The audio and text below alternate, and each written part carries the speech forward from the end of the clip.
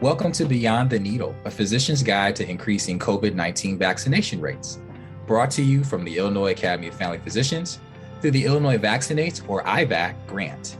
I am Carl Lambert, family physician and a member of Iafp, and I'm an assistant professor of family medicine at Rush University Medical College.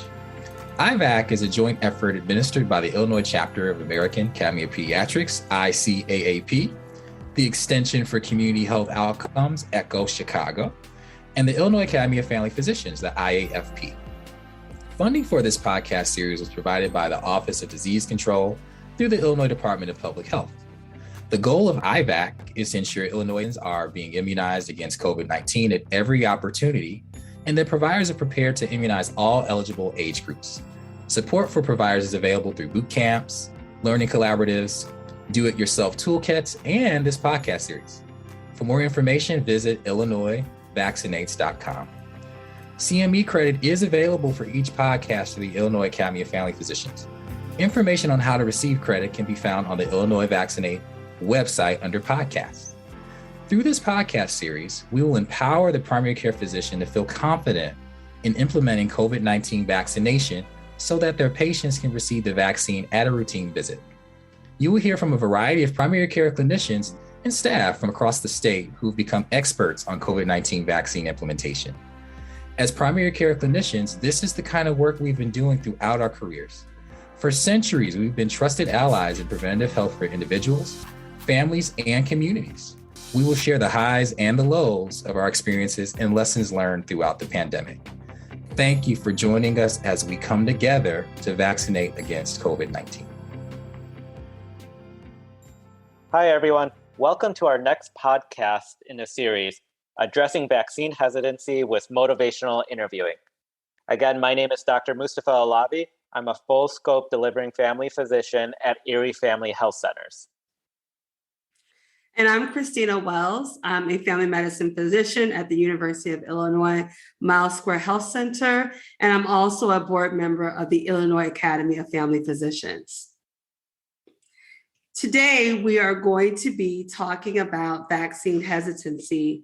We know that we have all encountered different reasons why patients are unwilling to get a vaccine. And vaccines, we know, are influenced, vaccine hesitancy, that is influenced by many different factors: complacency, convenience, and confidence. Complacency is that perceived risk of vaccine preventable diseases are low, so I'm not really at risk for this, and the vaccine is not deemed a necessary preventative action. Or other life or health responsibilities are seen as more important at that point in that person's life. Convenience is the extent to which physical availability, affordability, willingness to pay, geographical accessibility, ability to understand, such as language and health literacy, and the appeal of immunization services affects the uptake among individuals. And then confidence is that trust in vaccines, in the system that delivers them, and in the policymakers who decide which vaccines are needed and when. And so as we understand some of those factors behind vaccine hesitancy, today we have two wonderful guests with us who are going to take us down the road and help us to understand vaccine hesitancy. We have both Dr. Rachel Caskey and Dr. Amy Christison. And can you guys introduce yourselves and then help us understand how we can address vaccine hesitancy in our normal everyday practice? Thank you, Dr. Wells. I'm Rachel Caskey. I'm an associate professor of internal medicine and pediatrics at the University of Illinois at Chicago and a health services researcher. I've spent a lot of time studying vaccine uptake, vaccine hesitancy, and so forth. It's a pleasure to be here. And my name is Amy Christison. I'm an associate professor of the Department of Pediatrics at the University of Illinois College of Medicine at Peoria. And I'm a general pediatrician, but also my focus is on childhood obesity, and I like to train others on skills related to motivational interviewing. So Dr. Christison, let's get going. Let's talk about vaccine hesitancy. Everyone listening to this podcast has experienced vaccine hesitancy, either in your clinical practice, perhaps with friends, family members, neighbors. This is something we tend to experience both in our professional life and in our personal life. There are innumerable examples, but some of the most common would be parents concerned about too many vaccines. It might overwhelm my baby's immune system. Distrust of vaccines. It could be distrust of the healthcare system at large, perhaps distrust of the government or of large pharmaceutical companies. How many times have we heard, I don't get the flu shot because it causes the flu, right? So this belief that vaccines can cause disease. I hear a lot of younger, healthy adults saying, well, I don't need it because I don't get sick. I never get sick, so that's not something I need. And certainly safety. That's a common concern. Can we trust that these vaccines have truly been studied for safety, particularly if I'm giving something to maybe my younger infant and so forth? So those are some common concerns that are shared by patients, either about themselves or vaccinating their children. Dr. Christison, have you experienced any similar stories? Oh, definitely. I think all of us have heard those stories. And I want to just say that they're really not coming from a bad place. You know, I've gone through decades now of taking care of families, administering vaccines during well-child visits. I remember when people were really concerned and still are about maybe the effects of MMR and does it really cause autism or doesn't it? That was really big in the 90s, you know, as I was first starting practice. And I think we encounter this all the time. And sometimes it's a little uncomfortable to know how to react. But the one thing, especially as a pediatrician, that I really try to keep in mind is that the concerns that parents especially have when it comes to administering vaccines to their children, and people, their concerns about just getting a vaccine and having a problem with it, it really comes from a place of love. Like, I think parents want the best for their kids. They don't want harm to befall them. They don't want harm to befall their loved ones and their families. And that's why, you know, a lot of these concerns and conversations are happening. People are worried about risk, but more than anything, they just want what's best for their families and they want to make the right choice. So I don't think these are bad people who are coming from a bad place. They're really coming from a good place. And they're just concerned. They might be frightened. You know, they've had lots of different experiences with healthcare and healthcare systems. So they all have backstories about, you know, where they're coming from as they're kind of thinking about vaccinations in general, and then specifically about the COVID vaccine itself. I love sharing this story of one of my very favorite patients in weight management. And I've actually seen her since she was 12. And she is going to be 18 and she's graduating the top of her class. One of my favorite patients. And this last year, she was about 17. And we had this conversation about how she felt about the COVID vaccine. Again, I'm seeing her for weight management, and something that we know is that children who have obesity have higher risks due to COVID infections. And so I've been very concerned for my patients. I've had quite a few of them hospitalized in the ICU when they've gotten really sick. So it's a conversation I love to have with my patients. And she said, you know, my mom really wants me to get the shot, and I'm not getting it. There's no way I'm getting it. And I said, okay, that's fine. You know, I'm really interested in understanding, you know, why you're concerned about this shot. I want to hear about this.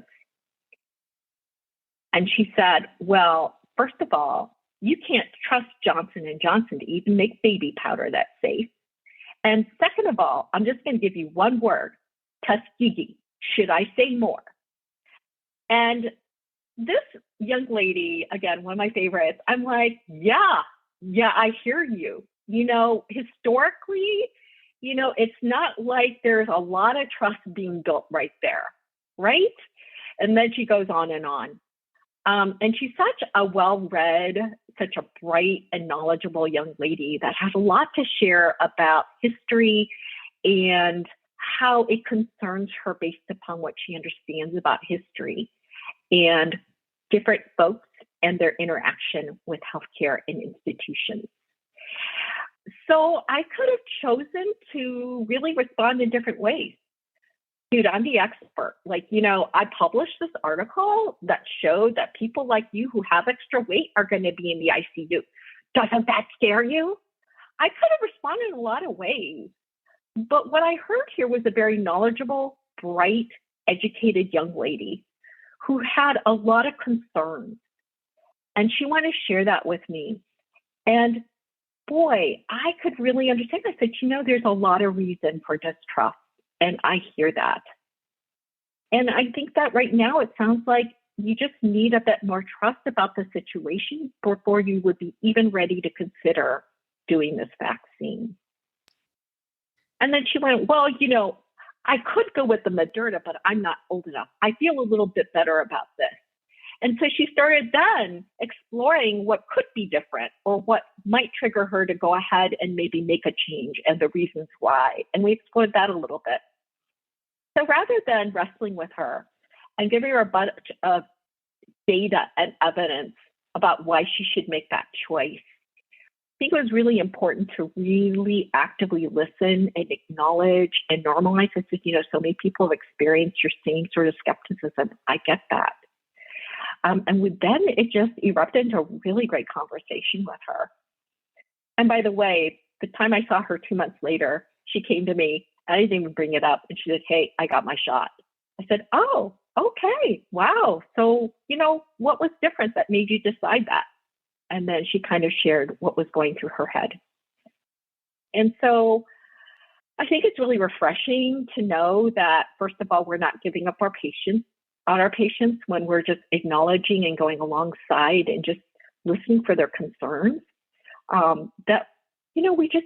They just need to be heard out, and they need to feel validated about what their concerns are, because they're real fears and real concerns and real experiences.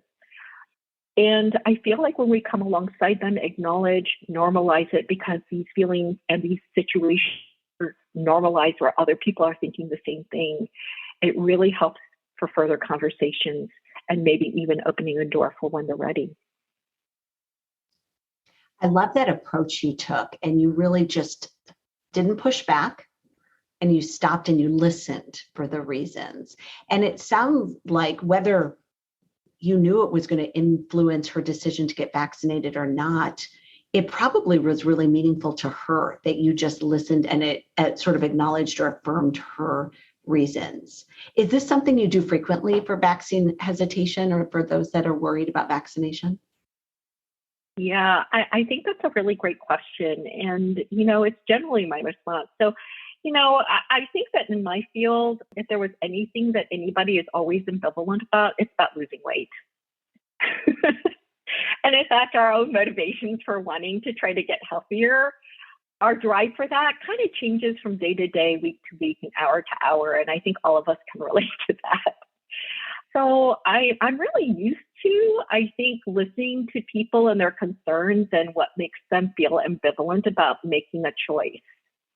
And so I think that active listening and about their own concerns, their hesitancies, their ambivalence, helps me kind of understand even maybe, what's behind some of those concerns and statements.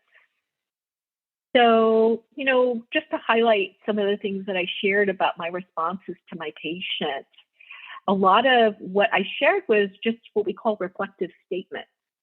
It's kind of probing or maybe testing a hypothesis about what's behind their concern or statement, that there's kind of a driver. It could be fear. It could be skepticism. It could be distrust. It could be a lot of things that's behind it. It could be risk aversion, right? I'm really afraid that if I act on something and choose to do something and it causes harm, it'll be my fault, versus just letting it happen from inaction. Or it could be that because they've been hearing so much on the news or on their social media about adverse event X, that it gets amplified in their head as this is going to happen to me. And so being able to normalize what their concerns are, that this is something that other people are concerned about too, that, what's behind this might be that they're afraid that that same thing might happen to them because they're hearing so much of it. And that reflective statement alone can make a person feel really affirmed and heard and seen for their experiences and their attitudes. And I feel like it's a very powerful way to respond to our patients. Thank you. That is a really helpful approach to talking to people about their concerns around vaccines. And I want to circle back to one of the things you mentioned early on, Dr. Christison, and that is really that often the fear is coming from a very good place, particularly when it's a parent about a child or even perhaps an adult about an elderly parent. It's coming from a place of love and concern. And there's fear that making a decision to vaccinate, if it caused harm, is much worse than just doing nothing. And so I think that's really important. And I feel like that's a helpful way to ground this for clinicians, is to remember people are not bringing these concerns to you to upset you. They're not trying to anger us, right? They have genuine concerns that are authentic for them. And it's okay to just acknowledge those, even if we think they make no sense, even if we completely disagree. I think it's really important to acknowledge.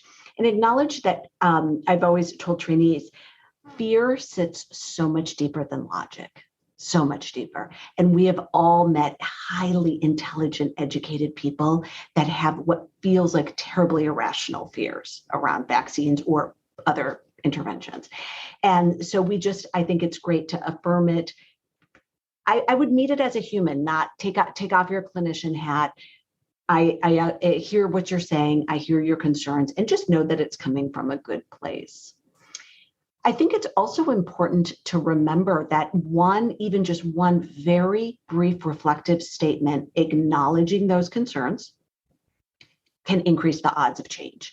Maybe not today, it might be in the future, but even in the midst of an extremely busy clinical visit, a very quick reflective statement acknowledging the concerns and perhaps reminding that you have a clinical recommendation for vaccination, but leave it at that. And then let the patient take that with them and continue the conversation later. Wow, this was great, Dr. Caskey and Dr. Christison. This really is going to help reframe how I approach my future conversations with my patients. And just to summarize for the audience here, so regardless of the reason why someone would be hesitant to be vaccinated, the core principles to approach that sounds like it's the same. Active listening, that it's not a patient in front of you who is an quote unquote anti-vaxxer. It is a real patient with real concerns and fears. And making one reflective statement and normalizing their concerns and reasons can go a long way in building that relationship with that patient and making meaningful change in the future. Right. Thank you so much for that summary, Dr. Alavi. It is, I've really learned a lot today. And not only do I think that I can utilize this information in discussing things like vaccine hesitancy, but I can use it in a lot of things that I encounter in my clinical practice on a day-to-day basis. So I want to thank you again, Dr. Christison and Dr. Caskey. Do you have any additional thoughts or closing statements that you'd like to leave with us today? I want to comment on one more topic that we have not mentioned too much about, and that is where people get their information about vaccines. And I know it can sometimes be very frustrating when patients come in talking about what they read on Instagram or watched on TikTok or any other sort of media that perhaps is less accurate than we would like for vaccine information. And though that is extremely common, certainly, everyone gets information from lots of varied sources these days. I do just want to remind everyone listening that enormous amounts of research have confirmed year after year after year that, in fact, having a physician or healthcare provider recommend a vaccine is actually one of the most influential pieces of information. And so though it doesn't feel like it all the time, by recommending the vaccine or continually recommending the vaccine is very effective at eventually leading to change. And we are trusted as sources of vaccine information, even though it does not always feel that way on a daily basis. I'm grateful every day about being able to practice medicine because it's really about these relationships we are privileged to build with our patients and families longitudinally. And it's really, really bottom line about these relationships you have with your families that are the basis of this trust. You have a track record with them. They see you for a reason. And I would say never underestimate the power of that relationship. And it's come back time and time again over the decades, my own practice and stories of now my adult patients coming back to me and the stories that they tell about our conversations. And I'm so grateful because we have had and built that relationship. And I truly feel grateful for the fact that we are in that position to be able to serve the people we get to serve every day. So yeah, don't underestimate the strength of the relationship you have with your patients and families. Wow, thank you so much. This has been so awesome. I've learned a lot. I know this will be so helpful and beneficial to all who are going to listen to this podcast. So we thank you again, Dr. Caskey and Dr. Christison, for taking up your time and sharing your expertise with us today. I want to thank my co-host, Dr. Alavi, for joining me today. And thank you, audience, for joining us for another podcast. Have a wonderful day. Thank you to our expert faculty and to you, our listener, for tuning into this episode.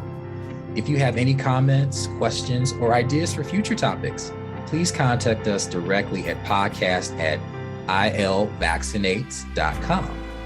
For more episodes of Beyond the Needle, please visit illinoisvaccinates.com/podcasts. You'll find links to resources, transcripts, speaker disclosures, a survey to gather your feedback, and instructions to claim CME credit. Subscribe to this podcast series on Healthcare Now Radio, Spotify, Apple, Google Play, or any of the major podcast platforms.